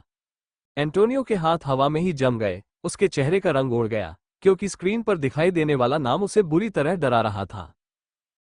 ये, एंटोनियो हकलाया, जबकि डुप्रुवेल ने भौहें चढ़ा दी। क्या है, क्या? डुप्रुवेल ने उत्सुकता से पूछा, जब एंटोनियो ने आखिरकार नाम बता ही दिया। इक्स्टल, वो इक्स्टल पर है, भगवान हमारी मदद करे, वो इक्स्टल पर है। डुप्रुवेल का सिर अचानक उसकी ओर घूम गया। क्या? वो गुस्से से चिल्लाया, हालांकि डर पहले ही उसकी रगों में समा चुका था। आखिरकार, इक्स्टल ही उस पंथ की आध्यात्मिक जन्मभूमि थी, कालातीत हत्यारे का जन्मस्थान, दुष्ट देवता सोरोन का वर्तमान निवास स्थान। एक पल के लिए तो डुप्रुवेल भी स्तब्ध रह गया। उस नाम के अर्थ के भार से उसका चेहरा पीला पड़ गया और वो सुन्न हो गया। अगर वो ब्रह्मांड के किसी भी अन्य ग्रह पर होता, तो वो आज काले सर्पों के पूरे प्रकोप के साथ वहां पहुंच जाता, देशों को जला देता, पवित्र स्थलों को तोड़ देता, और जरूरत पड़ने पर धरती को ही नष्ट कर देता। लेकिन इक्स्टल नहीं। इक्स्टल वो जगह नहीं थी जिस पर आपने हमला किया हो। इक्स्टल ऐसी जगह नहीं थी जहां आप घुसपैठ कर सके। इक्स्टल ऐसी जगह नहीं थी जहां से आप जिंदा निकल सके। और जैसे ही उसे पूरी बात का एहसास हुआ, डुप्रुवेल ने एक भयानक दहाड़ मारी और एंटोनियो के हाथ में मौजूद डेटा स्लेट को कमरे में दूर फेंक दिया, जिससे वो दूर की दीवार से टकराकर चकनाचूर हो गई।